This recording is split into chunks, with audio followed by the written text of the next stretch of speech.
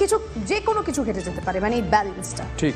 এই যেমন ইন্ডিয়া জোটের অবস্থা, সেখানেই তো একই অবস্থা, মানে কোনো সামঞ্জস্য নেই। শোনা যাচ্ছে অধীর চৌধুরীর ঘাড়ে দায় চাপিয়ে আসন সমঝোতা থেকে সরে আসতে চলেছে তৃণমূল কংগ্রেস। যা শুনে রাজনৈতিক মহলের প্রশ্ন একটাই, ইন্ডিয়া জোটের সঙ্গে তৃণমূলের যাত্রা কি তাহলে শেষের পথে?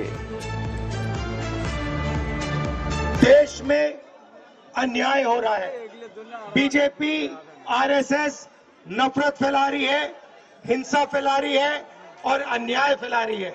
इसीलिए इंडिया फॉर्मेशन एक साथ अन्याय के खिलाफ लड़ने जा रहा है।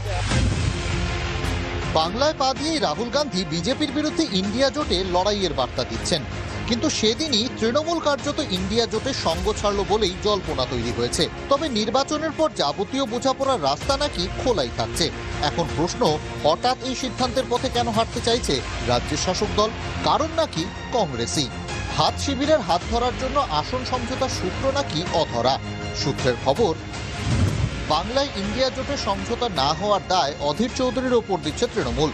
অধীরের বিরুদ্ধে তৃণমূলের অভিযোগ, মোদী শাহের কথাই শোনা যাচ্ছে তার মুখে। দিন দুয়েক আগে রাহুল গান্ধী বলেছিলেন দুই দলের সম্পর্ক ভালো, আসন সমঝোতার ফর্মুলাও বেরিয়ে আসবে। তবে অধীর চৌধুরী স্পষ্ট করে দিয়েছিলেন বাংলার কংগ্রেস তৃণমূলের হাত ধরবে না। जो हमारा सीट नेगोशिएशन है वो चल रहा है, उसका रिजल्ट आएगा, कंक्लूजन आएगा, उसके बारे में मैं यहाँ कमेंट नहीं करना चाहता हूँ।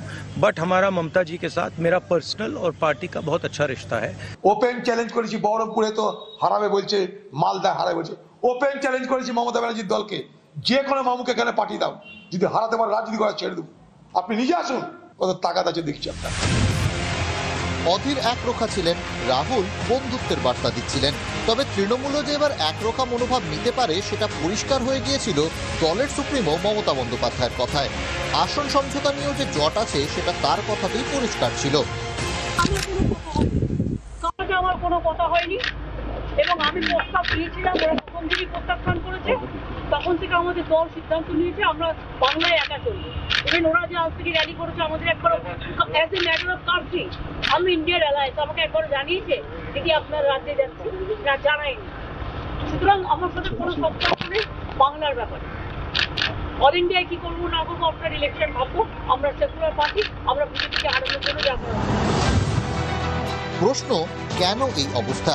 সূত্রের খবর, আসন সমঝোতা না হওয়া প্রসঙ্গে তৃণমূলের বক্তব্য, জুনে পাটনা বৈঠকের পর 180 দিন পার হয়েছে, ধৈর্য ধরে অপেক্ষা করা হয়েছে, জোটের সব শর্তও মানা হয়েছে। আসন ভাগাভাগির জন্য কংগ্রেস 12 দিন সময় চেয়েছিল, 210 দিন পার হয়েছে। প্রতিদিন অধীর চৌধুরী তৃণমূল ও মুখ্যমন্ত্রীকে আক্রমণ করছেন। অধীর চৌধুরী যেভাবে ধারাবাহিকভাবে ডেলি এক্সারসাইজের মতো প্রত্যেক দিন তৃণমূল কংগ্রেস এবং মমতা ব্যানার্জিকে ঘিরে বিষোদ্গার করছেন। সর্বভারতীয় কংগ্রেস যখন ড্যামেজ কন্ট্রোলে নামলেন, তখন আমরা দেখলাম যে কেন্দ্রীয় কমিটির সদস্য দীপা দাসবংশী তিনি বললেন যে মমতা ব্যানার্জি বিজেপির এজেন্ট। এই জিনিস আমরা মেনে নিতে পারবো না। তো এই বাংলায় 42টা আসনে তৃণমূল কংগ্রেস একাই লড়াই করবে। মুখ্যমন্ত্রী is enough capable to fight BJP in the state of West Bengal. Congress ও তৃণমূলের এই দড়ি টানাটানি নিয়ে কি বলছে রাজ্যের ইন্ডিয়া জোটের আরেক পক্ষ সিপিএম? যারা বিজেপির দালাল, আরএসএস দালাল, যারা সাম্প্রদায়িক, যারা লুট করছে, যারা দুর্নীতি করছে, তারা তফাৎ যাবে। কি মত বিরোধী বিজেপির? না, আমার তো কংগ্রেসের ভাবগতিক দেখে মনে হচ্ছে সেই মেরেছো কনশিল কানা, তাই বলে কি প্রেম দেবো না? বারবার রিজেক্ট করে দিচ্ছে, তাও আই লাভ ইউ বলে যাচ্ছে। এতবার রিজেক্ট হওয়ার পর কেউ আই লাভ ইউ বলে নাকি? শুধুমাত্র আসন সমঝোতা নয়, আসন্ন বাজেট অধিবেশনে ফ্লোর কোঅর্ডিনেশন, অর্থাৎ কংগ্রেসের সঙ্গে ফ্লোরে দাঁড়িয়ে বোঝাপড়াতেও তৃণমূল যে থাকবে